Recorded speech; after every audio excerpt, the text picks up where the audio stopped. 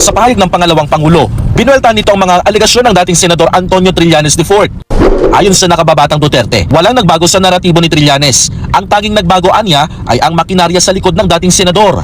Dagdag pa ng bise, ang Pangulong Bongbong Marcos Jr. raw ang nasa likod ni Trillanes. Vuelta pa nga nito, walang katotohanan lalo pat ang mga miyembro raw ng Kongreso ay napaulat na tumanggap ng mali-maletang pera. Ang COA na timing ng paglalabas ng Notice of Disallowance sa paggamit ng confidential funds ng pangalawang Pangulo na magagamit bilang political attack.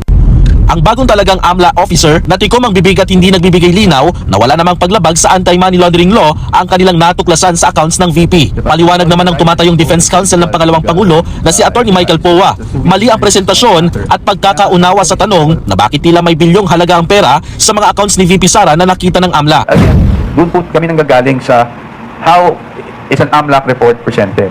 Diba? It is the aggregate of all, ang tawag nga nila ay inflows and outflows. So, lahat ng deposit, lahat ng withdrawal, ina-add nilang lahat yon. At least yun yung posisyon namin sa reports ng AMLAC, no? Na ina-add lang nila lahat yun over a span of 18 years.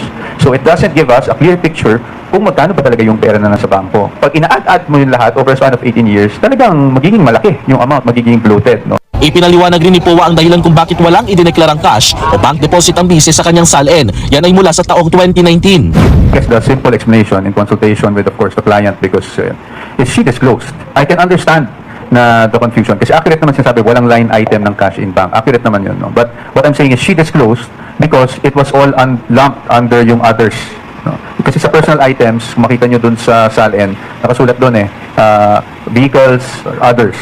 Gate pa ng kampo ng pangalawang Pangulo, di raw sila haharap sa impeachment proceedings sa Kamara.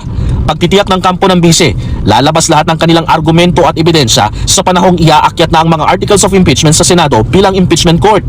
Ayon pa kay Atty. Michael Poa, hindi daw dapat isinasama sa diskusyon ng ebidensya ng mga SALN ni VP Sara sa mga taong alkalde pa ito ng Davao. Hindi raw ito saklaw ng impeachment dahil hindi pa naman pangalawang Pangulo si VP Sara noong mga panahong iyon. Sa usapin naman ng Notice of Disallowance ng COA ukol sa paggamit ng confidential funds ng Office of the Vice President, sabi ni Poa, hindi pa raw pinalang desisyon dahil iaapela pa nila ito sa Korte Suprema. Sinabi ng kampo ng Vice President Sara Duterte, business as usual ang pangalawang Pangulo at ginagampanan pa rin ito ang kanyang trabaho.